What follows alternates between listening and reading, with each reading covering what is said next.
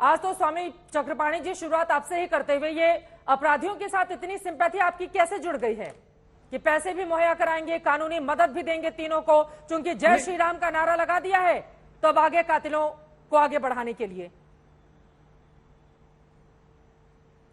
चित्रा जी, आप देखिए कि जिस प्रकार से अतीक और उनके अशरफ के समर्थन में जो एक माफिया थे, वो ठीक है, जो घटना हुई वो ऐसा नहीं होने चाहिए था, वो संवैधानिक दायरे में नहीं आता। लेकिन कोई कांग्रेस का उनको गुरु बता रहा है, कोई उनको भारत रत्न की मांग कर रहा है, कोई उन्हें शहीद की दर्जा दे रहा है और कोई तिरंगा उनके उस पे लहरा रहा है। यह जड़ें कहां तक जाएगी, कितनी उसकी साख थी, इससे देखा जा सकता है, समझा सकता है। और दूसरी बात, जहां तक आप बात कर रही है लीगल सुनिए ना, हाँ वो चित्रा जी आ रहा हूं, तो आप जहां तक बात कर रही लीगल सपोर्ट का, लीगल सपोर्ट किसी को भी करना यह संवैधानिक राइट है। अब पाकिस्तान से ऐसे ऐसे आतंकी आते हैं, उनको भी लीगल सपोर्ट दिया जाता है भाई।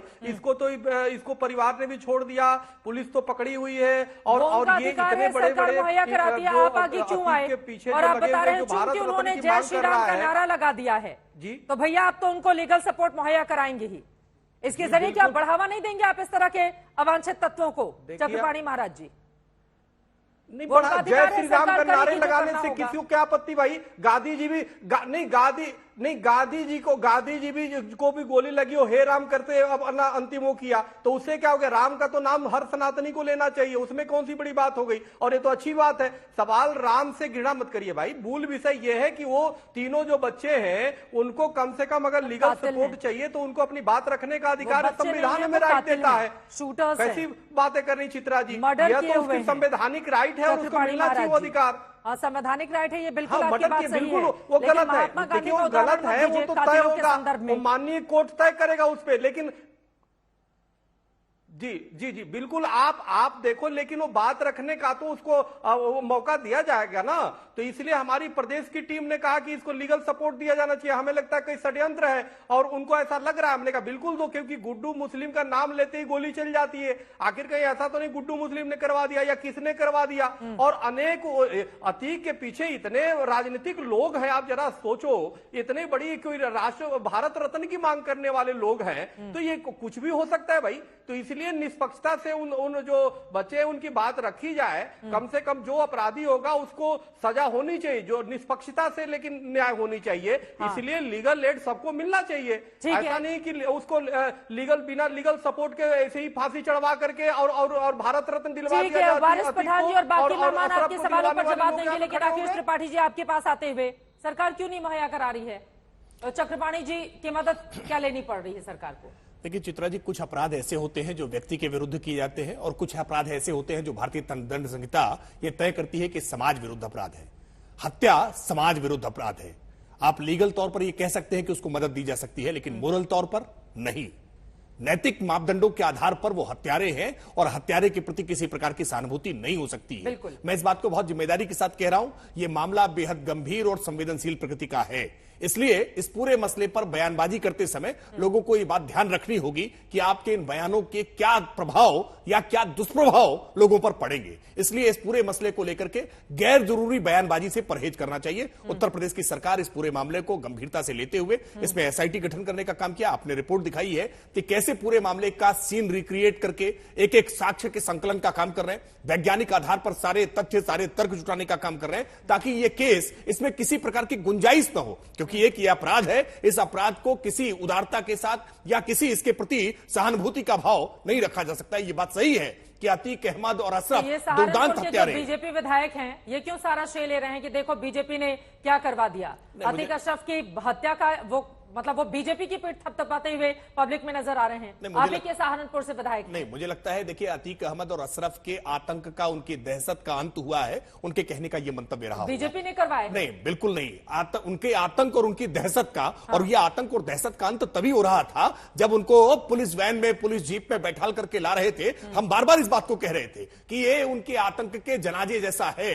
वास्तविकता में मैं फिर इस बात को दोहरा रहा हूं कि उनकी हत्या नहीं होनी चाहिए थी। यह हत्या निश्चित तौर पर चौंकाने वाली, हैरान करने वाली, परेशान करने वाली है। यह नहीं होनी चाहिए थी। लेकिन यह भी सच है कि उनकी हत्या के बाद लोगों ने राहत की सांस ली है। यह भी सच है कि आज अतीक अहमद के रंगदारी से, अतीक अहमद के गुनाहों से जो लोग पीड़ित थे, उन्होंने चैन की सांस ली है कि अब कम से कम हमें किसी प्रकार का कोई धमकाने वाला, रंगदारी वाला कोई टेलीफोन कॉल या कोई अपहरण नहीं होगा। जो गवाह है वो गवाह अपने आप को अब निश्चिंत महसूस कर रहे होंगे। यह पहली ऐसी हत्या है जिस हत्या के बाद समाज में दहशत नहीं फैली है, बल्कि दहशत का अंत जैसा महसूस हुआ है। बावजूद इसके मैं कह रहा हूं कि यह हत्या नहीं होनी चाहिए थी। हत्यारों के खिलाफ कठोरता से कार्रवाई होनी चाहिए और वो सरकार करने का काम कर रही है। अरे लेकिन ना शाइस्ता पकड़ी गई है, ना गुड्डू मुस्लिम पकड़ा गया है। उमेश पाल के परिवार वाले आज भी डरे हुए हैं। उनकी पत्नी ने क्या कहा वो सुनाएंगे, लेकिन वारिस पठान जी जल्दी से इस पर रिएक्शन आपसे चाहेंगे। देखिए, राजनीति तो अपने अपने हिसाब से चलती है। वारिस पठान जी, अब क्या एक वर्ग अब मुस्लिम वोटरों के ध्रुवीकरण या तुष्टीकरण की सियासत के साथ भी चुनावी मैदान में उतर गया है? क्योंकि 24 में अब ज्यादा दूरी है नहीं, तो अपने अपने हिसाब से बयान दो और वोटों का ध्रुवीकरण करो। देखिए चित्रा जी, ध्रुवीकरण कौन कर रहा है, 2024 की कौन तैयारी कर रही है, तो अभी आपके चैनल के माध्यम से सबने देख लिया कि किस तरह हिंदू महासभा के जो स्पोक्स पर्सन है उन्होंने खुद कह दिया कि हम तो ये जो जिन्होंने किलर है, जिन्होंने खून कर दिया पुलिस की आंखों के सामने, उनको पूरा तरह सपोर्ट कर रहे हैं। तो ये तो इस तरह का महामंडल करना शुरू कर दिया है लोगों ने तो किलरों का। तो यही हम कहते हैं ना पहले से कि इस तरह का रेडिकलाइजेशन जब तक नहीं रुकेगा तब तक देश में अराजकता, देश में नफरत फैलता रहेगा।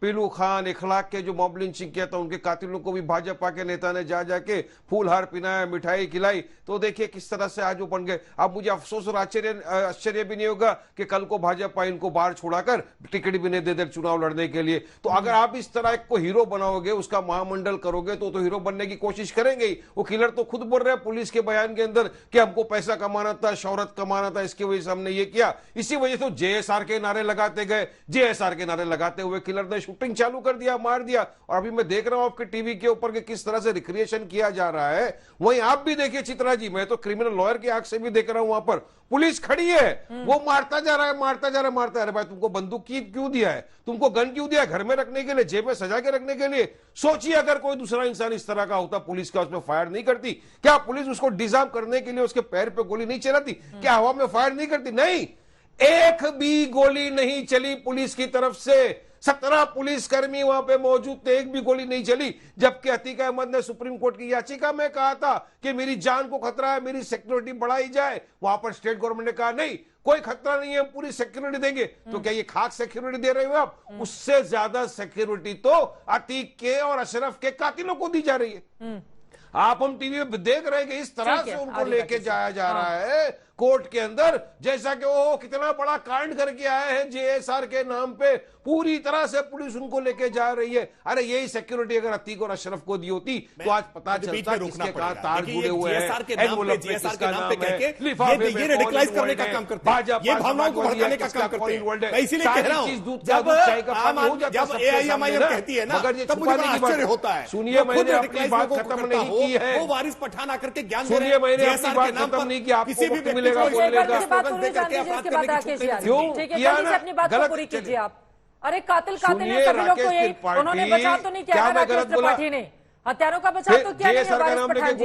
लेकिन वो कह रहे हैं कि बार-बार जेएसआर की बात करके आप माहौल को बिगाड़ने की कोशिश कर रहे हैं। अरे मैं माहौल नहीं बिगाड़ रहा हूं चित्रा जी, माहौल तो ऑलरेडी बिगड़ चुका है। कायदा कानून तो व्यस्त हो चुका है, कानून का कत्ल हो चुका है, संविधान का कत्ल हो चुका है। उत्तर प्रदेश की पुलिस के सामने दिन दहाड़े लड़की को गोली मार दिया, दलित बेटी को हमारी क्या कर दिया उन्होंने। एक बलात्कारी बाहर आया, वहीं जाकर घर में बच्चे को आग लगा के मार दिया। तो कहाँ कानून कायदा है, कहाँ की आप बात कर रहे हो चित्रा जी? अब मैं तो फैक्ट बता रहा हूँ। क्या जेएसआर का नारा लगाया था, नहीं लगाया था? फिर सरेंडर हो गए, हुए नहीं हुए? उसके बाद डायरेक्ट जुडिशियल कस्टडी हुआ नहीं हुआ? पुलिस कस्टडी में भी नहीं गए। अरे सुप्रीम कोर्ट के वरिष्ठ वकीलों ने कहा त्रिपाठी जी कि ये स्टेट स्पॉन्सर्ड किलिंग है। ठीक है, मैं जवाब ले लेती हूँ राकेश त्रिपाठी जी, वो गंभीर आरोप लगा रहे हैं, उस पर जवाब दीजिए। ठीक है सर, ठीक है, इनका जवाब सुन लेते हैं। तथ्यात्मक तौर पर झूठ बोलने का काम वारिस पठान कर रहे हैं। ये कह रहे हैं कि पुलिस रिमांड में नहीं लिया गया, जबकि आज पुलिस रिमांड का दूसरा दिन है। ये तथ्यात्मक तौर पर पहला झूठ। दूसरा झूठ ये कह रहे हैं कि जय श्री राम का नारा लिया है, इसलिए उनके प्रति नरमी बरती गई है। आपका कैमरा मौजूद था चित्रा जी, 40 सेकंड के भीतर भीतर गोलियां चली है और इस अरे बात आपके को प्रवक्ता स्पष्ट ने तौर कहा, पर कोई भी हिंदू व्यक्ति कह सकता है। महासभा के तो खुद से ही प्रवक्ता ने पेशे से एक वकील एक कहते करके हैं अपनी बात रखेंगे, दोनों लोग बोलेंगे समझ में नहीं आएगा। प्लीज एक एक करके अपनी बात रखेंगे, एक एक करके अपनी बात रखेंगे, एक एक करके प्लीज। कोई भी ऐसा बयान नहीं देंगे जिससे समाज की भावनाएं आहत हो या फिर एक वर्ग विशेष को उकसाने वाला बयान। प्लीज राकेश जी, उन्होंने जो सवाल खड़े किया आप जवाब दीजिए, बाकी लोग भी। वारिस पठान जी अपने आप को खुद वकील क्लेम करते हैं। ये वकील हैं तो ये बतावें कि कोई व्यक्ति जब सरेंडर कर रहा हो, कैमरे सामने हो, तो क्या उन पर गोली चलाई जा सकती है? गोली तभी चलती है जब पुलिस के ऊपर गोली चलाने का कोई दुस्साहस करता है, जब पुलिस के समझाने पर, पुलिस के चुनौती देने पर भी अगर सरेंडर नहीं कर रहा होता है तब पुलिस को गोली चलाने के लिए मजबूर होना पड़ता है। सबने देखा है, पूरे देश दुनिया ने देखा है, आज तक का कैमरा वहां मौजूद था। अरे जब गोलियां चल रही हो तो रोकने के लिए तो प्रयत्न करना पड़ता है ना राकेश त्रिपाठी जी। वो प्रयत्न करते हुए वहां पर नजर नहीं आया ना पुलिसकर्मी। सवाल इसी वजह से बड़ा पूछा जा रहा है। आप उसको कितना भी बोले, चूंकि टीवी कैमरे पर सब कुछ मौजूद है तो उसको झुटलाया नहीं जा सकता। इसीलिए तो मैं कह रहा हूं, एफर्ट नहीं किया, टीवी कैमरे पर मौजूद है, इसीलिए मैं कह रहा हूं कि केवल 40 सेकंड के भीतर आकस्मिक अचानक कोई घटना हुई है। इस घटना में संभल करके उसकी घेराबंदी करने का जब तक समय मिला है उतनी देर में तो वो सरेंडर कर चुके थे।